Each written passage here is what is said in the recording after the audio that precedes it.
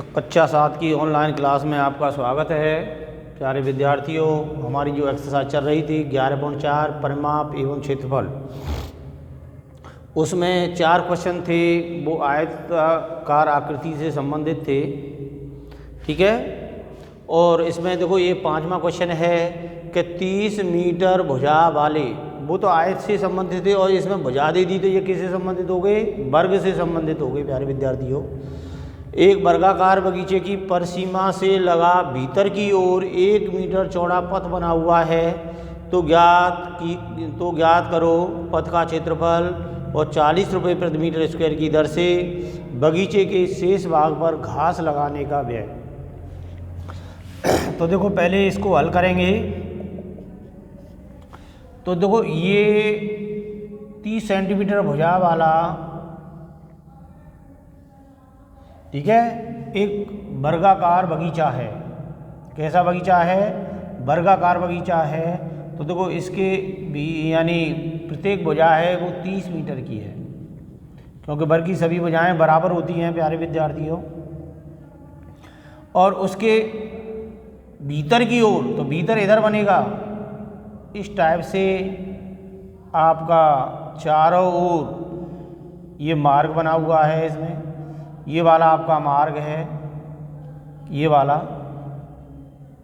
ठीक है ना। ये यहाँ से यहाँ तक तो 20 है प्यारे विद्यार्थियों। और देखो ये मार्ग बना हुआ है वो 1 मीटर चौड़ा है, और ये वाला भी कितना है? 1 मीटर है। ये वाला भी कितना है? 1 मीटर है। और ये वाला भी कितना है? 1 मीटर है, ठीक है ना। तो ये चौड़ा पथ बना हुआ है। तो सबसे पहले अपन ये देखेंगे, वर्गाकार बगीचे की भुजा यहाँ दे रखी है, तो यहाँ लिखेंगे कि वर्गाकार बगीचे की भुजा, ठीक है। अपन पहला ही हल कर रहे हैं। और ये कितना है बेटा हमारे पास? 30 मीटर, सॉरी, बगीचे की भुजा है वो 30 मीटर है। तो वर्गाकार बगीचे का अपन क्षेत्रफल निकाल सकते हैं कि वर्गाकार बगीचे का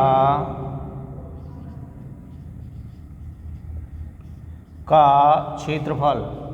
और देखो वर्ग का क्षेत्रफल होता है वो भुजा गुणा भुजा होता है, ये ध्यान कर लेना। क्या होता है? भुजा गुणा भुजा। अब इसकी भुजा कितनी दे रखी है? 30, तो 30 गुणा 30, तो दोनों का गुणा करेंगे तो कितना हो जाएगा? 900 मीटर स्क्वायर।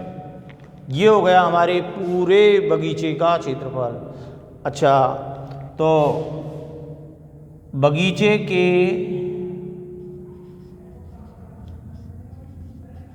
भीतर की ओर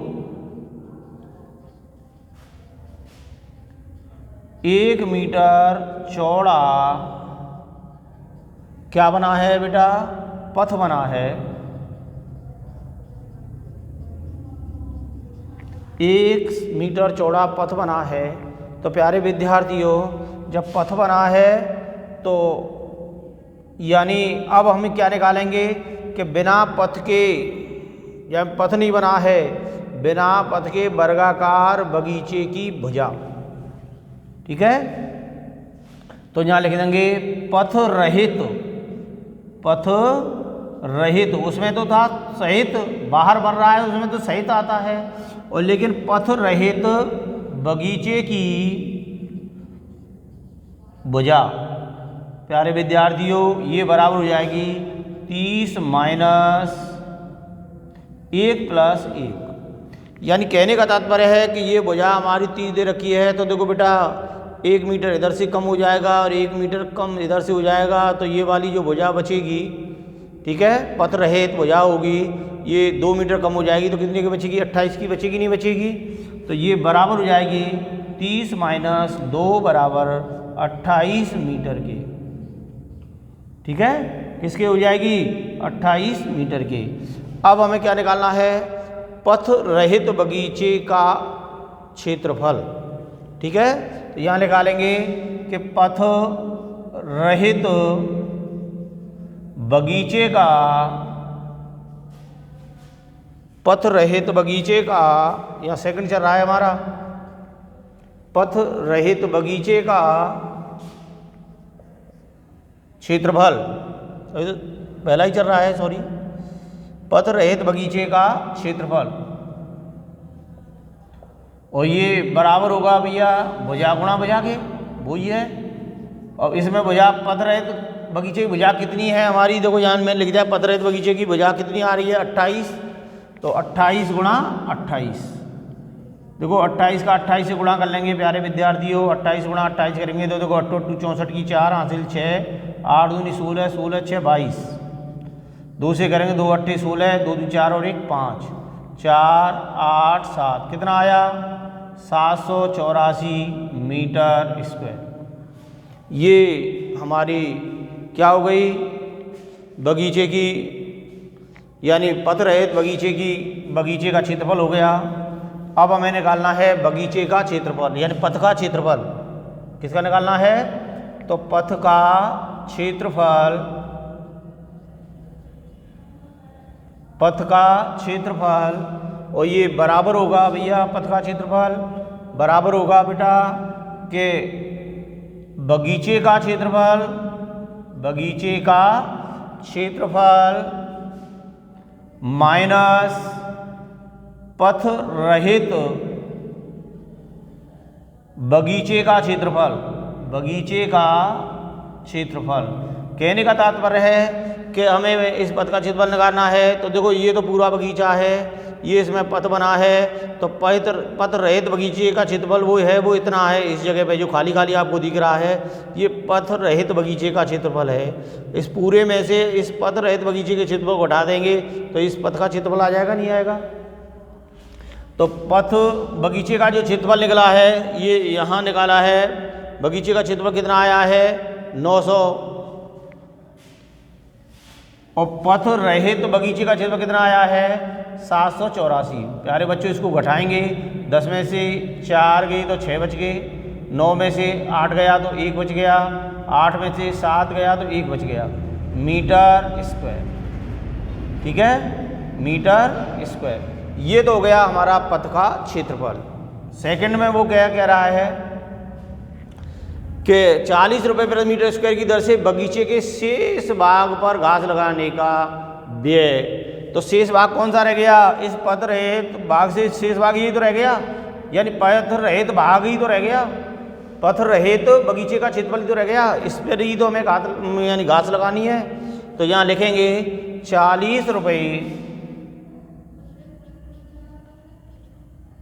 रुपये प्रति मीटर स्क्वायर की दर से, ठीक है, बगीचे के शेष भाग का व्यय। और ये बराबर होगा बेटा कि पथ रहित बगीचे का क्षेत्रफल, पथ रहित बगीचे का क्षेत्रफल गुणा दर के। तो देखो पथ रहित बगीचे का क्षेत्रफल कितना आ रहा है 784 आ रहा है, इंटू और इसकी दर क्या है हमारी 40 है। प्यारे विद्यार्थी इनका गुणा कर देंगे, देखो 0 आ ही गया, 4 चौका 16 की 6 हासिल 1, 4 अट्ठे 32 और 1 33 की 3 हासिल 3, 4 सत्ते 28, 28 और 3 31, कितना आएगा बेटा 31,360 रुपये इसका खर्च आएगा जो इसमें घास लगाई जाएगी। तो प्यारे विद्यार्थियों आपको समझ लेना है, बस इसमें समझने वाली बात यही है कि वो अंदर दे रखा है या बाहर दिया हुआ है, आसानी से आप ऐसे क्वेश्चनों को हल कर सकते हैं। केवल और केवल आपको यही देखना है, ठीक है ना। तो आप इसे नोट कर लें। अब देखो अगला क्वेश्चन है हमारा,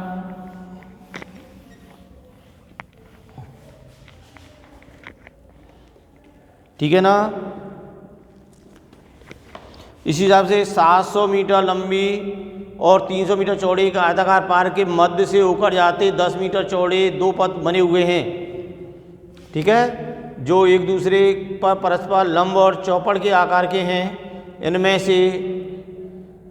से प्रत्येक पथ का क्षेत्रफल ज्ञात कीजिए तथा पार्क की भुजाओं को छोड़कर पार्क के शेष भाग का भी क्षेत्रफल ज्ञात कीजिए।